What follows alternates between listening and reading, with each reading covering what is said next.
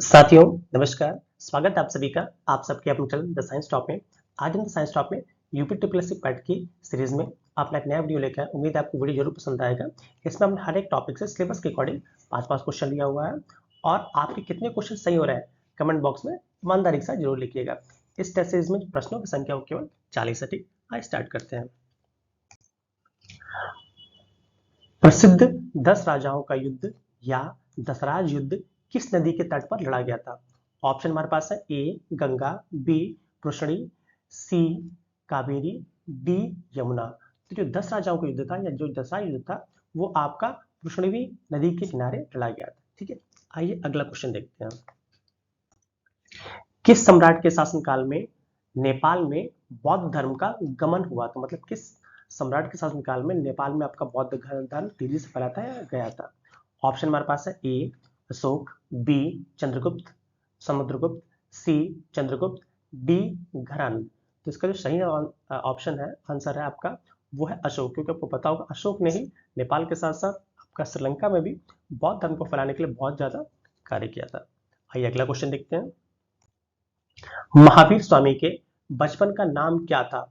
Option हमारे पास है ए सिद्धार्थ, बी नंदीवर्मन, सी वर्धमान, डी राहुल। ऑप्शंस देख लीजिए, फिर टिक लगाइएगा। तो इसका सही आंसर हमारा वर्धमान। जो आपका महावीर स्वामी है इनके बचपन का नाम क्या था? वर्धमान था। और जो सिद्धार्थ है ये तो किसका नाम था आपको कमेंट बॉक्स में बताना है, फिर भी मैं लिख दे रहा हूँ। जो महात्मा बुद्ध थे, महात्मा बुद्ध, उनके बचपन का नाम आपका सिद्धार्थ था और उनके लड़के का नाम क्या था? राहुल था। ठीक है, और जो नंदी वर्मन थे वो वर्धमान महावीर स्वामी के क्या थे? वो भाई थे। ठीक है, आइए अगला क्वेश्चन देखते हैं हम। चंद्रगुप्त मौर्य का उत्तराधिकारी कौन था? ऑप्शन हमारे पास है ए अशोक, बी बिंदुसार, सी सुसीम, डी समुद्रगुप्त। तो इसका सही आंसर हमारा हो जाएगा बिंदुसार। ठीक है, चंद्रगुप्त मौर्य का जो उत्तराधिकारी कौन था आपका? बिंदुसार था। ठीक है, आइए हम अगला क्वेश्चन देखते हैं। गुप्त वंश का संस्थापक कौन था? ठीक है, ऑप्शन हमारे पास है ए समुद्रगुप्त, बी चंद्रगुप्त, सी हरिशेन और डी श्रीगुप्त। तो जो गुप्त वंश था इसके जो संस्थापक थे वो आपके श्रीगुप्त थे। ठीक है, आइए हम अगला क्वेश्चन देखते हैं।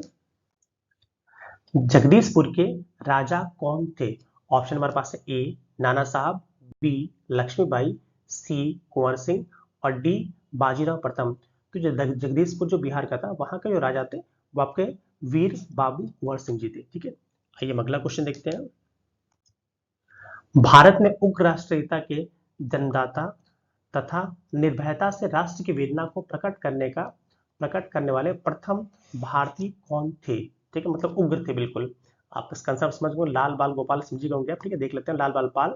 ऑप्शन हमारे पास है ए लाल लाजपत राय, बी विपिन चंद्र पाल, सी बाल गंगाधर तिलक और डी क्या है आपका? सुभाष चंद्र बोस। तो इसका सही ऑप्शन हमारे क्या है? बाल गंगाधर तिलक जी, क्योंकि इन्होंने बहुत ही उग्र रूप से राष्ट्रीयता को बढ़ावा दिया था। ठीक है, आइए अगला क्वेश्चन देखते हैं हम। वर्ष 1905 में बंगाल विभाजन के समय वायसराय कौन था? 1905 में बंगाल का विभाजन हुआ था तो इस समय वायसराय कौन था? ऑप्शन हमारे पास है A lord Curzon, B lord Dufferin, C lord Hardinge और डी लॉर्ड मिंटो। तो इसका सही आंसर हमारा क्या हो जाएगा? लॉर्ड कर्जन, क्योंकि 1905 में जो बंगाल विभाजन हुआ था उसमें लॉर्ड कर्जन ही वायसराय थी। आइए अगला क्वेश्चन देखते हैं। गदर पार्टी के प्रमुख नेता कौन थे? मतलब कौन इसके संस्थापक कौन थे? ऑप्शन हमारे पास है A P Mitra, B Hardayal, C Subhash Chandra Bose और डी विपिन चंद्र पाल। तो जो गदर पार्टी की जो स्थापना थी वो 1913 में हुई थी और इसके संस्थापकों में आपके लाला हरदयाल या हरदयाल जी थे। ठीक है, आइए हम अगला क्वेश्चन देखते हैं। वहाबी आंदोलन का प्रमुख केंद्र क्या था? मतलब भारत में बात की जाए, भारत में वहाबी आंदोलन था, उसका प्रमुख केंद्र क्या था? ऑप्शन हमारे पास है ए पटना, बी लखनऊ, सी गोरखपुर और डी मुंबई। तो इसका सही आंसर हमारा हो जाएगा पटना। वहाबी आंदोलन को जो फैलाने का जो बहुत ही मेन पर्पस का सेटअप, मेन प्लेस जो था वो पटना था। आइए हम अगला क्वेश्चन देखते हैं। भारत में जल सीमा से संबंधित देशों की संख्या कितनी है? मतलब जो भारत की जल सीमा है उससे जो संबंधित देश है इनकी संख्या कितनी है, ये हमको ऑप्शन में बताना है। देखिए, स्थल सीमा अलग है, जल सीमा, जिस मान भारत की बात करें स्थल सीमा अलग है, जल सीमा अलग है। कि जल सीमा से संबंधित कितने देश हैं? ऑप्शन हमारे पास है ए 7, बी 16, सी 9 और डी 14। तो इसका सही आंसर हमारा क्या हो जाएगा 7। इस थल सीमा से कितने देश लगे हुए हैं हमारे, तो 7 देश लगे हुए हैं। आइए अगला क्वेश्चन देखते हैं। इराक की मुद्रा क्या है, क्योंकि आपको पता पड़ोसी देश ही पता होना चाहिए, पड़ोसी नहीं फिर भी बहुत इंपॉर्टेंट। इराक की मुद्रा क्या है, ऑप्शन हमारे पास ए दिनार, बी रुपया, सी तुगरिक और डी यात। जो इराक है, इराक की मुद्रा क्या है, दिनार है। ठीक है, आइए अगला क्वेश्चन देखते हैं। भारत का सबसे पूर्वी बिंदु है, देखिए ऐसे बात करते हैं नॉर्थ, साउथ, ईस्ट, वेस्ट। तो पूछा जा रहा है भारत का सबसे पूर्वी बिंदु क्या है, ये पूर्वी बिंदु पूछा जा रहा है, सॉरी ये पूर्वी बिंदु पूछा जा रहा है। ऑप्शन हमारे पास है A Sir Creek, B B Indira point, C point Pedro और डी किबिथु। तो जो भारत का जो सबसे पूर्वी बिंदु है उसको क्या बोलते हैं, किबिथु बोलते हैं, जो कि अरुणाचल प्रदेश में पड़ता है। आइए अगला क्वेश्चन देखते हैं हम कि किस भारतीय को, ठीक है, किस भारतीय को सबसे पहले नोबेल पुरस्कार प्राप्त हुआ था। लगभग यह सबको मिला हुआ है। ठीक है, उसमें ऑप्शन हमारे पास है A CV Raman, B Rabindranath Tagore, C Mother Teresa, D Amartya Sen. तो इसका सेंसर हमारा क्या हो जाएगा, रविंद्रनाथ टैगोर, जो कि जिनको 1900 शायद 1913 में मिला हुआ, और इनको मिला है इनकी प्रसिद्ध कृति गीतांजलि के लिए। किसके लिए, गीतांजलि के लिए, जिसमें इन्होंने बहुत अच्छे आमीन कथा टाइप की कहानी लिखी थी। आइए अगला क्वेश्चन देखते हैं। भारत का सबसे बड़ा वीरता पुरस्कार है, ऑप्शन हमारे पास ए परमवीर चक्र, बी महावीर चक्र, सी वीर चक्र और डी भारत रत्न। तो ये भारत का जो सबसे बड़ा वीरता पुरस्कार होता है वो क्या होता है हमारा, परमवीर चक्र। ठीक है, आइए हम अगला क्वेश्चन देखते हैं। कौन सी अक्षांश रेखा भारत के मध्य से होकर जाती है, मतलब भारत के मध्य से होकर कौन सी अक्षांश रेखा जाती है। ठीक है, ऑप्शन हमारे पास ए कर्क रेखा, बी मकर रेखा, सी विषुवत रेखा और डी आपका क्या है, डी आर्कटिक रेखा। तो जो भारत के मध्य से होकर जाती है वो कौन सी आपकी है, कर्क रेखा, जो कि 8 राज्यों से होकर निकलती है। ठीक है, आइए हम अगला क्वेश्चन देखते हैं। निम्नलिखित नदियों में से कौन एक विनाशक नदी कहलाती है, क्या कहती है, विनाशक नदी जो बिल्कुल विनाश फैला दे। ऑप्शन हमारे पास है ए कोशी, बी सोन, डी गंगा, सी गंगा और डी गंडक। तो इसका सही आंसर हमारा क्या हो जाएगा, कोशी नदी। क्योंकि जो कोशी नदी होती है बिहार में इसको विनाशक नदी कहते हैं, या बिहार का शोक भी कहते हैं, क्योंकि बिहार में जब बाढ़ आती है इसी नदी के चलते, तो पूरा ये बिहार में धस नस कर देती है। आइए हम अगला क्वेश्चन देखते हैं। निम्न में से कौन सी हिमालय की पर्वत चोटी असम राज्य में स्थित है, कहाँ स्थित की बात कर रहा है, असम राज्य में। निम्नलिखित में से कौन सा हिमालय चोटी स्थित है।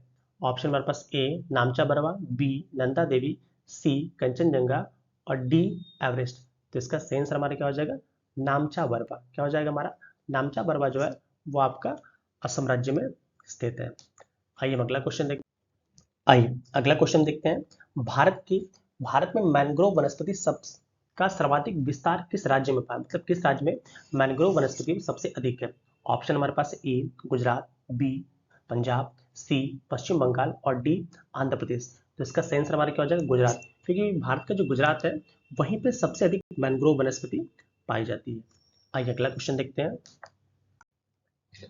जी, तो अगला क्वेश्चन कह रहा है वनों की सुरक्षा हेतु स्वतंत्रता प्राप्ति के पश्चात किस वर्ष सरकार द्वारा वन नीति की घोषणा की गई थी। ऑप्शन हमारे पास है ए 1952, बी 1948, सी 1956, डी 1776। तो इसका सही आंसर हमारा हो जाएगा 1952, क्योंकि 1952 में सरकार द्वारा राष्ट्रीय वन नीति की घोषणा की गई थी। आइए अगला क्वेश्चन देखते हैं।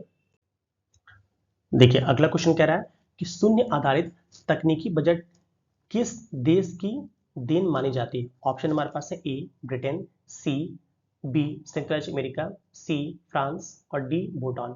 तो जो आपका शून्य आधारित तकनीकी बजट, शून्य आधारित तकनीकी बजट में होता है कि हर साल बजट को शून्य मारकर नया बजट बनाया जाए, उसको शून्य आधारित तकनीकी बजट कहते हैं। तो इसका जो प्रावधान सबसे पहले स्टार्ट किया था वो आपका संयुक्त राज्य अमेरिका ने स्टार्ट किया था। आइए अगला क्वेश्चन देखते हैं।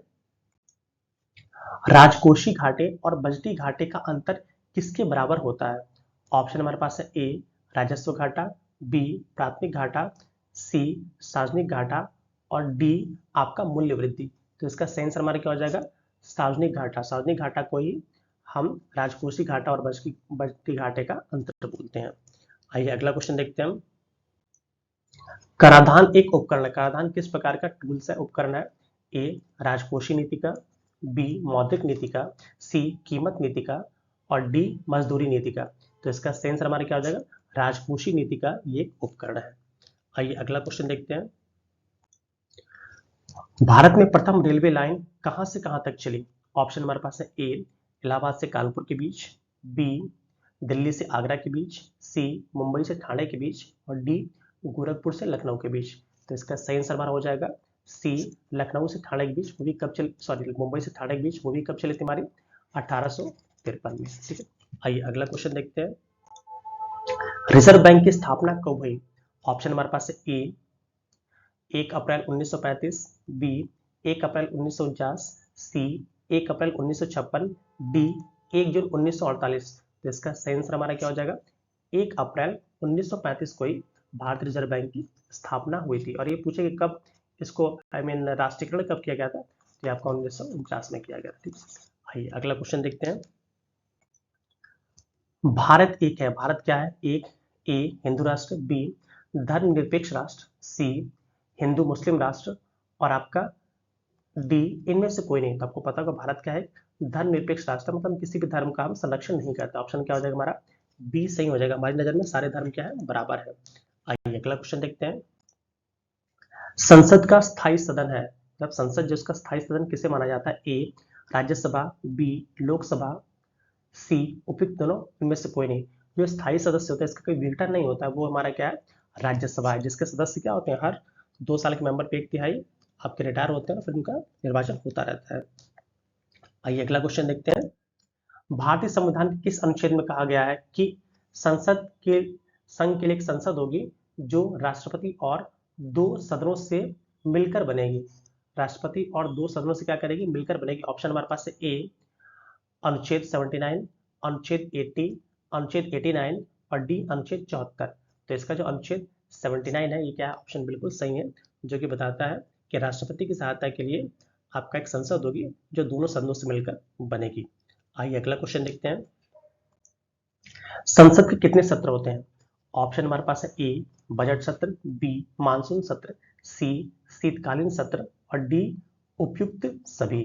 ठीक है, तो इसका सेंस हमारा क्या हो जाएगा, संसद में तीनों ही सत्र होते हैं, बजट सत्र भी होता है, मानसून सत्र भी होता है और शीतकालीन सत्र, मतलब ऑप्शन डी बिल्कुल सही है, उपयुक्त सभी। आइए अगला क्वेश्चन देखते हैं। साधारण विधेयक से संबंधित गतिरोध को दूर करने के लिए संसद के दोनों सदनों की बैठक कौन आहूत करता है, कौन बुलाता है? ऑप्शन हमारे पास है ए प्रधानमंत्री, बी लोकसभा अध्यक्ष, सी राष्ट्रपति और डी सी उपराष्ट्रपति और डी राष्ट्रपति। तो जो साधारण विधेयक से संबंधित गतिरोध को दूर करने के लिए जो दोनों सदनों की संयुक्त बैठक राष्ट्रपति बुलाता है, और किस आर्टिकल के थ्रू, आपका 108 के थ्रू। आइए अगला क्वेश्चन देखते हैं। पास्कल किसकी इकाई है? ऑप्शन हमारे पास है ए आर्द्रता, बी दाब, सी ऊर्जा और डी बल। जो पास्कल होती है वो किसकी इकाई होती है, आपकी दाब की, या कह सकते हैं प्रेशर की इकाई होती है। आइए अगला क्वेश्चन देखते हैं। स्टेनलेस स्टील एक मिश्र धातु है परंतु वायु एक है। ठीक है, मिश्र धातु वायु क्या है? ऑप्शन हमारे पास ए यौगिक, बी मिश्रण, सी तत्व और डी विलयन। तो आपको पता होगा वायु क्या है, बहुत सारी गैसों का मिश्रण है। आइए अगला क्वेश्चन देखते हैं। विनाम पद्धति के प्रतिपादक कहे जाते हैं, किन्हें कहा जाता है? ठीक, किसे कहा जाता है? ऑप्शन हमारे पास है ए अरस्तु, बी लीनियस, सी लमार्क और डी डार्विन। तो आपको पता होगा द्विनाम पद्धति है जिसको हम बायनोमियल नोमेनक्लेचर कहते हैं, इसके जो प्रतिपादक या संस्थापक कह सकते हैं वो कौन थे, कुरोलस लीनियस। कौन? कुरोलस लीनियस। आइए अगला क्वेश्चन देखते हैं। विटामिन ए की कमी से होने वाले कौन से रोग हैं? ठीक है, ऑप्शन हमारे पास है ए बेरी, बी रतौंधी, सी रिकेट्स, डी पेलाग्रा। जो विटामिन ए है इसकी कमी से जो रोग हो जाता है वो कौन सा हमारा है, रतौंधी। ठीक है, आइए अगला क्वेश्चन देखते हैं। नवजात शिशुओं में हड्डियों की संख्या लगभग कितनी होती है? ठीक है, जैसे अडल्ट हो जाते हैं तो उनमें तो आपके 206 होती है, बट नवजात शिशु पूछ रहा है तो जो बच्चे बिल्कुल नवजात होते हैं उनमें जो हड्डियों की संख्या कितनी होती है, लगभग 300 होती है। ठीक है, आइए अगला क्वेश्चन देखते हैं। शुद्ध वर्तनी वाले शब्द का चयन करिए। ऑप्शन देख लीजिएगा, ज्योतिषना, ज्योत्सना, ज्योत्सना और ज्योत्सना। तो शुद्ध वर्तनी जो है वो आपका सी है, ज्योत्सना। क्योंकि देखिए इसमें क्या देख रहे हैं आप कि ज्योत्सना, मतलब ये देख रहे हैं आप कि ज्योत्सना जब भी लिखेंगे आधा त और आधा स रहता है, ठीक है। आइए अगला क्वेश्चन देखते हैं। उलाहना शब्द का तत्सम रूप है, ठीक है। ऑप्शन हमारे पास है ए उरहन, बी उपालंब, सी निंदा और डी झगड़ा करना। तो उलाहना का जो आपका तत्सम शब्द है, आई मीन वो क्या हो जाएगा हमारा उपालंब, ठीक है। आइए अगला क्वेश्चन देखते हैं। अपशकुन का विलोम क्या होगा? ऑप्शन हमारे पास है ए अशगुन, बी शकुन, सी पुण्य और डी पावन। तो जो अपशकुन होता है इसका जो एग्जैक्ट वर्ड है वो हमारा क्या है शकुन, ठीक है। आइए अगला क्वेश्चन देखते हैं। निम्नलिखित में से कौन सा शब्द खर का पर्यायवाची नहीं है? क्या बोल रहा है? खर का पर्यायवाची नहीं है। ऑप्शन हमारे पास है ए दुष्ट, बी गधा, सी तिनका, डी तेज। तो जो आपका तेज है ये आपका खर का पर्यायवाची नहीं होता है, ठीक है। बाकी सारे के सारे क्या है, वैशाख नंदन हो गया, दुष्ट गधा तिनका, ये सारे के सारे क्या है गधा के पर्यायवाची हैं। इनमें से कौन सा शब्द विशेषण नहीं है? विशेषण नहीं हमें बताना है। ऑप्शन हमारे पास है ए आगामी, बी शांत, सी काला और डी तुम। तो ये तीनों के तीनों ही विशेषण है, बट तुम क्या है कोई विशेषण नहीं है, सर्वनाम है। आइए अगला क्वेश्चन देखते हैं। तो अगर आपको हमारी सीरीज अच्छी लगती है तो प्लीज हमारे चैनल को लाइक शेयर और सब्सक्राइब करिए, और जो भी आपके अवेलेबल कमेंट्स हो उसको प्लीज कमेंट बॉक्स में जरूर दीजिए, क्योंकि जितना ही आप हमें प्रोत्साहन देंगे उतना ही अच्छा हम करते जाएंगे, ठीक है। आज के लिए इतना ही, मिलते हैं अगले वीडियो में। Till then keep learning keep smiling, जय हिंद।